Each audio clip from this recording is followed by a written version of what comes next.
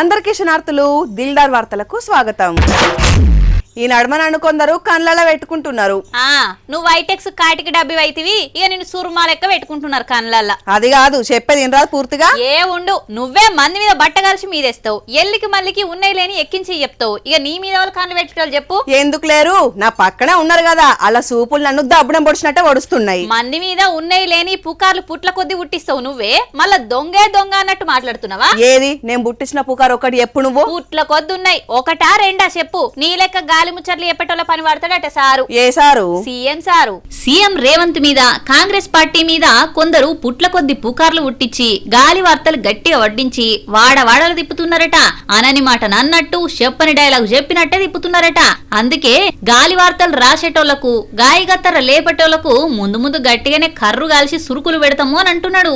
అనుకుంటున్నారు అబద్ధాలు చెప్తే అబద్ధాల సంఘంతో నడిపితే సోషల్ మీడియాలో పెడితే దానివల్ల ఏదో ఒరుగుద్దని. ఒరిగేది లేదు, కరిగేది లేదు, మీ ఈపులు విమానమూతం అవుతాయని తెలియజేస్తూ శాసనసభలో తేల్చుకుందామని తెలియజేస్తూ మీ అందరి దగ్గర సెలవు తీసుకుంటున్నా. మీ పార్టీకి ప్రభుత్వానికి సోషల్ మీడియా నుంచే కాదు సారు, మీ ఇంటి నుంచి కూడా గట్టిగానే ఉన్న దెబ్బ.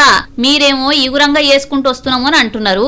మీ పార్టీ లీడర్లే అదే కోమటిరెడ్డి రాజగోపాలం, చిన్నరెడ్డి అసంటోళ్ళేమో ఎత్తి పొడుస్తున్నారు కదా సారు. టికెట్ పొందిన వ్యక్తితో డబ్బులకు ఆశపడి నా టికెట్ ను పక్కకు పెట్టారనేటువంటి మాట కూడా మీతో మనం చేస్తున్నాను. నేను చెప్పిన తర్వాత కూడా కొంత డబ్బులకు ఆశపడి నా టికెట్ పోశారు. ఇలా నా 45 సంవత్సరాలు నిర్మాణం చేసుకున్న రాజకీయ జీవితాన్ని ఒక్క వేటుతో కింద పడేశారనేటువంటి మాట కూడా మీతో మేము మనం చేస్తాం. రేవంత్ అన్నకు సోషల్ మీడియానే కాదు, ఇంటి పోరు కూడా గట్టిగానే ఉన్నది. టిమ్స్ దవాఖానా షురూ చేసి ఇండ్లకెళ్లి ప్రపంచ స్థాయి వైద్యం పేద ప్రజలకు అందజేస్తామని చెప్పుకొచ్చిండ్రు. నేను ముఖ్యమంత్రి అయితే మా అడ్లూరు లక్ష్మణ్ని నేను మంత్రిని చేసిన. ఆనాడు చంద్రశేఖరరావు గారు ముఖ్యమంత్రి అయితే ఆయన బిడ్డను ఎంపీ చేసుకున్నాడు, ఓడిపోతే ఎమ్మెల్సీ చేసుకున్నాడు. నేను ముఖ్యమంత్రి అయితే మా చెల్లెలు డాక్టర్ కావ్యను పార్లమెంట్ సభ్యుడిగా చేసిన, యశస్విని ఎమ్మెల్యేగా చేసిన. నేను వేరు మీరు వేరు కాదు, మీలో నేను ఒక్కడనే. నేను కూడా గ్రామాల నుంచే వచ్చిన, నేను కూడా పల్లెటూరు నుంచే వచ్చిన. కష్టాలు నాకు కొత్త కాదు. కష్టాలున్న పేదోళ్ళు, దళితులు, గిరిజనులు, ఆదివాసుల మధ్యలోనే పుట్టి పెరిగి వచ్చిన. అడవి జీవితం గురించి తెలుసు, ఆడబిడ్డల కష్టాల గురించి తెలుసు, అభివృద్ధి చెయ్యాలంటే కష్టపడి పనిచేసే విధానం తెలుసు. నాగుల పంచమి పండుగ వేళ ఓ నాగమ్మ నిన్ను కొలిచేమమ్మా, ఓ తేలమ్మ నిన్ను కొలిచేమమ్మా. ఈ పాట కూడా ఉందారా బుజ్జి? మామూలుగా ఇయ్యాల పుట్టకు పాలు పోసి నాగదేవతకు మొక్కులు తెచ్చుకుంటారు, కానీ ఒక దగ్గర మాత్రం తేళ్లకు పూజలు చేస్తారు తెలుసారా? అబ్బా, నువ్వు కొత్త కొత్త ముచ్చట్లు బాగా తెలుసుకుంటున్నావు బుజ్జి. ఇది కొత్త ముచ్చటని ఎవరన్నారు? 100 ఏళ్లకించి వస్తున్న ఆచారం. పుట్టల కంటే పాలు పోస్తారు, మరి తేళ్లకెట్లా మొక్కులు తీర్చుకుంటారు? అవును కదా, అయితే అక్కడికి పోయి తెలుసుకుందాం ఏం పూజలు చేస్తారో అని. లోకమంతా నాగుల పంచమి గోలుగా నాగదేవత గుళ్ళకు పోయి పుట్టలకు పూజలు చేసి పాములకు పాలు పోసుడు మన సాంప్రదాయం. కానీ ఎక్కడ లేని విధంగా తేళ్లకు పూజలు చేసుడు ఇయో గిక్కడే ఆచారం. కర్ణాటక మహబూబ్ నగర్ బార్డర్ కందుకూరు కాడ ఈ నాగపంచమి పెద్ద ఎత్తున పండుగ చేస్తారు. ఊరు పొలిమేర్లున్న గీ గుట్ట మీద ఏ రాయి గదిలిచ్చినా తేళ్లే ఉంటాయి. చీమలు తిరిగినట్టుగా పుట్టల కొద్ది తేలు వాకుతుంటాయి. ఆ తేళ్లకు నైవేద్యం పెట్టుకొని పూజలు చేసుకునేదే కాదు, మీద పెట్టుకొని పాకించుకుంటారు భక్తులు. మామూలుగా తేళ్లంటే విషపూరితం, కరిస్తే తాతలు యాదికొస్తారు అని అంటారు. అట్లాంటిది ఈ గుట్ట మీద తేళ్లు కరవాయి అనేది భక్తుల నమ్మకం. ఇట్లా వేస్తే కష్టాలు బాసి కోరికలు తీర్తాయనేది అనాదిగొస్తున్న ఆచారం. ఈ గుట్ట మీదున్న తేలు దేవతకు పూజలు చేసి నైవేద్యాలు పెట్టి మొక్కులు తీర్చుకుంటారు. చిన్న పెద్ద తేడా లేకుండా అందరూ ఆ తేళ్లను పట్టుకుంటారు. మరి ఇది ఎవరు మొదలు పెట్టిండ్రు ఈ ఆచారం? అసలు ఎట్లొచ్చింది అని అంటే, ఎన్నో ఏండ్ల కింద గుట్టను దవ్వుతుంటే పెద్ద తేలు కానొచ్చిందట. నన్ను కర్వకుంటే నీ గుడి గడతా అని మొక్కుకున్నాడట. ఆ తేలు నిజంగానే కుట్టకుండా ఇడిచిపెట్టుడుతోటి తేలుకు గుడి కట్టించి అప్పటికిలిగి మొక్కులు సాంప్రదాయంగా కొనసాగుతుందని అక్కడ అయ్యగారులు చెప్తున్న ముచ్చట. అందుకే ఆ గుట్ట మీద తేలు పుట్ల కొద్దున్నా కరవకుంట భక్తుల మీద వాకి ఆ నమ్మకాన్ని ఇంకింత బలోపేతం చేసినాయి. ఏటా ఇక్కడ వేలల్లా భక్తులొచ్చి కొలుసుకుంటారు. ఎవలు ఎవలో కాదు నేనే. క్యాలెండర్ లో సంవత్సరాలు మారుతున్నాయి గాని నా ఏజ్ దినా తగ్గుతున్నట్టు లేదు. వెనకటికి గప్పాల గంగమ్మకు గంపెడు మంది పిల్లలట, కానీ నేను ఇంకా పడుచుపోల్లనే అని అనేదట. నువ్వు కూడా నా లెక్క కావాలంటే చెప్పు, ఆ సీక్రెట్ నీకు కూడా చెప్తా. ఏందో అది ఖచ్చితంగా చెయ్యాలి మరి. చేస్తా, చెప్పు ఏందో ఆ సీక్రెట్. నేనెందుకు చెప్తా, చెప్పా మళ్ళా మహేష్ బాబు సూర్య సారు ఫీల్ అవుతారు. వాళ్ళు ఎందుకు ఫీల్ అవుతారు? ఇగో ఇందుకు. తమిళ సూపర్ స్టార్ మన సూపర్ స్టార్ కొడుకు మహేష్ బాబుకు సంవత్సరాలు పెరుగుతున్న కొద్దీ వాళ్ళకు వయసు ఇంకింత తగ్గుతున్నదట గానీ అసలుకైతే ముసలోళ్ళు అయినట్టే అనిపిస్తలేదట డైరెక్టర్ త్రివిక్రమ్ సార్ కు. సూర్య 30 ఏళ్ల కింద మొదటి సినిమా చేసినప్పుడు ఎట్లున్నాడో ఇప్పుడు అట్లనే ఉన్నాడట. నాకు తెలిసి ఇద్దరే హీరోలు వయసు వాళ్ళకి వెనక్కి వెళ్తుంది. ఒకళ్ళు సూర్య గారు, ఇంకొకళ్ళు మహేష్ బాబు గారు. వీళ్ళిద్దరికే వయసు వెనక్కి ట్రావెల్ చేస్తుంది వీళ్ళిద్దరికి. ఈ ఇద్దరికి ఇప్పుడు 51 సంవత్సరాలు. ఇప్పటికి 20 ఏళ్ల పురాణాల లెక్కనే ఉన్నారు కదా. సూర్యతోని మహేష్ బాబుతోని సినిమాలు స్టార్ట్ చేసిన యాక్టర్లు ముసలేడికి వచ్చారు గాని వీళ్ళు మాత్రం ఇంకా పడుసొల్లే అవుతున్నారు. మీకే కాదు చాలా మందికి ఇదే అనుమానం. ఈ ఇద్దరు హీరో లెక్క తినుడు, జిమ్ముల చెమటలు తీసుడు మనోళ్ళతో ఏడైతుంది గాని.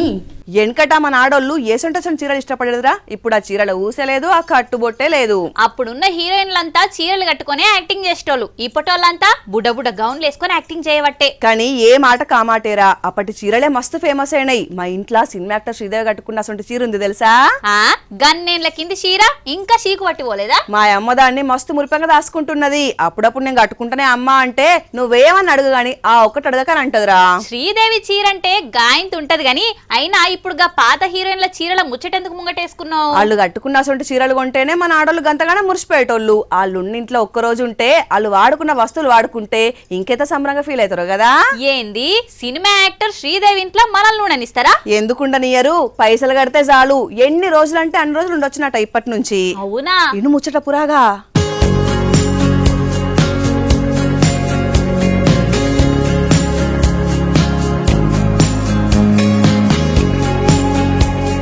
సినిమా యాక్టర్ తోని ఒక్క ఫోటో దిగినా, వాళ్ళు వాడినసంటి వస్తువులు వాడినా మస్తు ఖుషి అవుతారు జనాలు కదా. అయితే ఇప్పుడు వాళ్ళు ఉన్న ఇళ్లలోనే ఉండొచ్చు, తాగొచ్చు, తినొచ్చు. ఎన్ని రోజులంటే అన్ని రోజులు ఉండొచ్చు. కాకపోతే వాళ్ళు అడిగినంత కిరాయి ఇయ్యాలే. ఇది చెన్నైలున్న శ్రీదేవి ఇల్లు. అప్పట్లా ఆమె ఈ ఇంటిని చాలా కష్టపడి కట్టించుకున్నది. ఈ ఇంట్లో చాలా ఇలువగల వస్తువులు, చెట్లు, అబ్బో ఇది లేదు అది లేదు అనుకుంటా బయటి దేశాల నుంచి, రాష్ట్రాల నుంచి వస్తువులు తెప్పించి ఇల్లును కట్టుకున్నది శ్రీదేవి. అసొంటి ఇంటిని ఇప్పుడు కిరాయికి పెట్టిందన్నట్టు.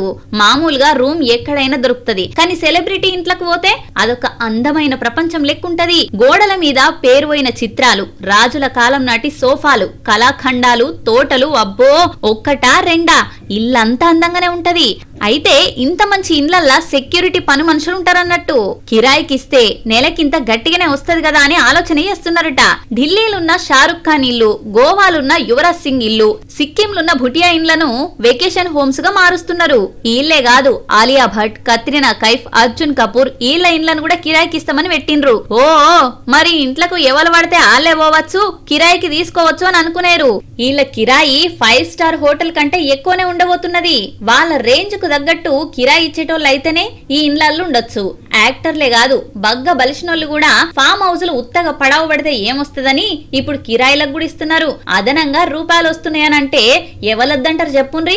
కొంతమంది అవకాశాలు వదులుకుంటేనే కొంతమంది అందుకుంటారా. నిజమే మరి. నువ్వు ఆ కుర్చీ నడదులుకుంటున్నావు ఎందుకు? నేను అందుకుందామని. చూసిండ్రా, ఒక్కలి బాధ ఒకరికి ఆనందం ఇస్తది. మరి అంతేగారా, ఎప్పటికి నువ్వే కూర్చుంటా అంటే కుదరదు కదా. కొత్తలకు అవకాశం ఇవ్వాలి, త్యాగాలు చెయ్యాలి. వీడలేమంటూ విడిపోమంటూ వెళ్ళిపోతున్నాము. నిజంగా పోతున్నావా సిరి? ఏడికి నేను పోయేది, వచ్చిన వాళ్ళందరినీ సాగదలుతా తప్ప నేను కదిలేదే లేదు. నా సీటు గురించి ఆశ పెట్టుకోగని విశాఖ ఎయిర్పోర్ట్ లా ఇప్పుడు గిదే సీట్ నడుస్తున్నది చూడు. విజయనగరంలా భోగాపురం వైభోగపురంగా మారింది. విమానం డిపో పడ్డదని అక్కడోళ్ళు మురిసి ముప్పందు అవుతున్నారు. కానీ విశాఖపట్నం ఎయిర్పోర్ట్ బంద్ వెట్టుడుతోటి ఉపాధి పోయి కొంతమంది బోరు నేడుస్తున్నారు.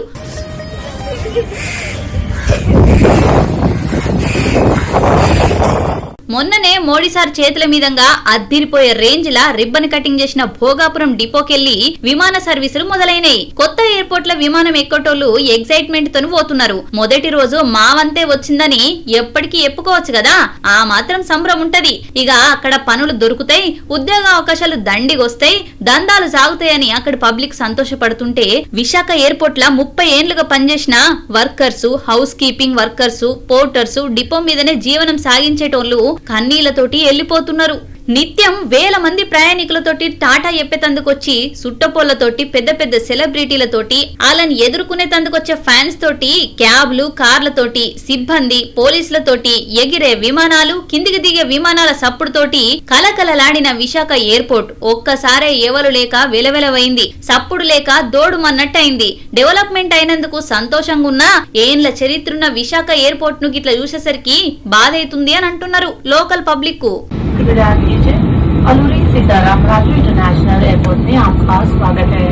धन्यवाद. Attention please. We welcome you in Alluri Sitaram Raju international. ఈ శ్రావణ మాసంలో పప్పన్నం పెడతాడటనా లేదా? ఏడరా, ఎన్ని సంబంధాలు చూసినా మెచ్చుతలేడు. ఆల్రెడీ మ్యాచ్ ఫిక్స్ అయిందేమో, ఆరాధించేది ఉండే. ఏమో ఈ నడుమ ఇంటర్నేషనల్ కాల్స్ బగ్గ మాట్లాడుతున్నాడు. మరి ఇంకేంది, పిల్లది ఏ దేశమో తెలుసుకొని ముహూర్తం పెట్టుకుంటే అయిపోయా. బయట దేశం సంబంధం అంటే మా బాబాయ్ ఏమంటాడు? ఈ రోజుల గంత తేడాలున్నాయా? ఈ దేశంలోనైతే కార్ల ప్రయాణం, బయట దేశం అయితే విమాన ప్రయాణం. దూరం ఎక్కువైతుంది గానీ ప్రయాణ సమయం గంతే కదా. నిజమే, ప్రేమ దూరం చూసి పుడుతుందా, మనసు మనుషులు చూసి పుడుతుంది. అగ చూడు, లండన్ పిల్లతోటి మన పిల్లగాని పెళ్లి దిల్దార్గా చేసిర్రు.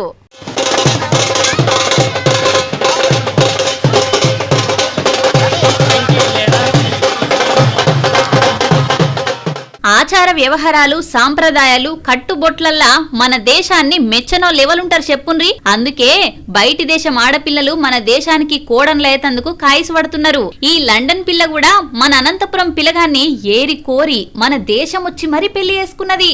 బయటి దేశం పిల్లైనా మన సాంప్రదాయాలు తూచా తప్పకుండా పాటించి అచ్చమైన తెలుగింటి పిల్ల లెక్క తయారై పెళ్లి చేసుకున్నది.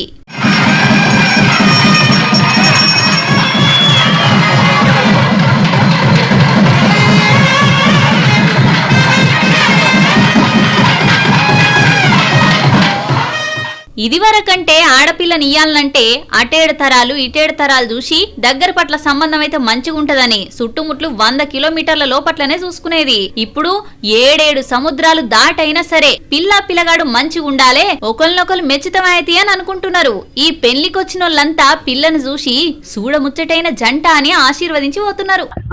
I'm very happy and I'm very lucky that I'm with him and that I've got him.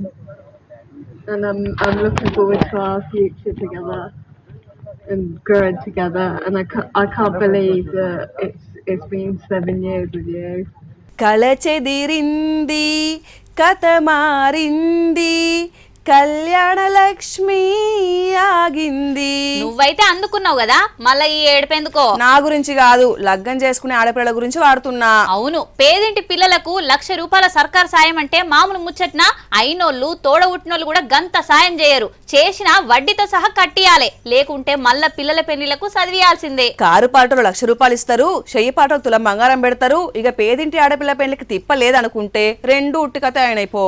ఉట్టి కథేం కాదట, మళ్ళా కళ్యాణ లక్ష్మిని కొనసాగించేందుకు అన్ని ప్రయత్నాలు చేస్తామంటున్నారు కదా కాంగ్రెస్ వాళ్ళు. తప్పకుండా న్యాయస్థానంలో దీన్ని మళ్లీ గెలిచి గతంలో ఇచ్చిన స్టేను వెకేట్ చేయించి తెలంగాణ ప్రజలకు మళ్లీ షాదీ ముబారక్ కళ్యాణ లక్ష్మిని ఎక్కడ కూడా ఇబ్బంది లేకుండా యథావిధిగా కొనసాగించే బాధ్యత ఈ ప్రభుత్వం కట్టుబడి ఉంది. తాత్కాలికమైనటువంటి రాజకీయ పిటిషన్లు, న్యాయస్థానంకి సంబంధించినటువంటి న్యాయవాదుల తీర్పు స్టే ఇది ఈ పథకాన్ని ఎత్తివేయలే. పథకాన్ని ఎందుకు కొనసాగిస్తున్నారో చెప్పడానికి సంబంధించిన అంశం మీద స్టే చేసినారు. స్టే వెకెట్ చేయించుకుంటాం న్యాయస్థానంలో, ఈ కార్యక్రమాన్ని యథావిధిగా కొనసాగిస్తాం. ఇంతలోనే దీన్ని రాజకీయం చేయాలని నియోజకవర్గ స్థాయిలో ధర్నాలు చేస్తూ వాళ్ళు ఏదో గొప్ప పని చేస్తున్నట్టు ఫీల్ అవుతా ఉన్నారు. అగో అట్లనట కారు పార్టోళ్లే కావాలని రచ్చ చేస్తున్నారు. మా సర్కారుకు రూపాయి మందం పాపం కూడా లేదు ఈ పథకం ఆపుట్ల. రాజకీయ కుట్రల భాగంగానే ఈ కేసులేసి మమ్మల్ని బదనాం చేస్తున్నారని కాంగ్రెస్ వాళ్ళు అంటున్నారు. అటు కారు పార్టోళ్లేమో కేసీఆర్ పెద్దబాపు లెక్క ఇంటి పెద్ద లెక్క ఆలోచన చేసి పేదింటి పిల్లల పెళ్లిళ్లకు సాయం చేయాలని పథకం తెస్తే కావాలనే బంద్ పెడుతున్నారని కథం దొక్కిర్రు. రాస్తా రోకోలు నిరసనలు చేస్తున్నారు. వాళ్ళు మేం కాదంటున్నారు, ఇల్లు మేం కాదంటున్నారు. నడమ మరి ఎవరి కళ్ళు వండున్నాయో ఏమో గాని ఆడపిల్లలకి ఇచ్చే కట్నం ₹1,00,000 మాత్రం ఆగినట్లయింది.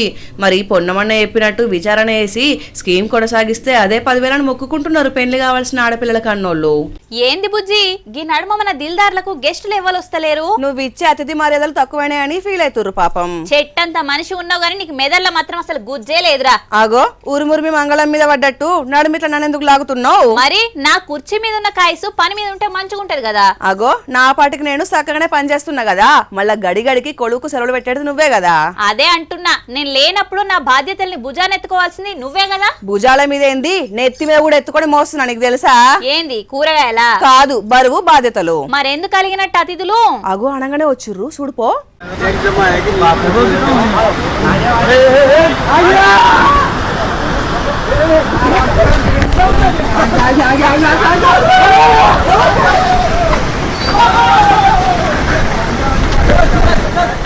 పులితో ఫోటో దిగాలనిపించింది అనుకో, కొంచెం రిస్క్ అయినా పర్లేదు దిగొచ్చు. కానీ నాతో ఆటలాడితే మాత్రం తొక్కి పడేస్తా అనుకుంటా ఎట్లుకొస్తున్నదో చూడుర్రి మనుషుల మీదకి ఈ గజరాజు. ఇగో వెహికల్స్ ను కూడా ఆగబట్టి ఏడికి ఆడికి ఆగం పట్టించినాయి ఉత్తరాఖండ్ కోట్ ద్వారా ఏనుగులు.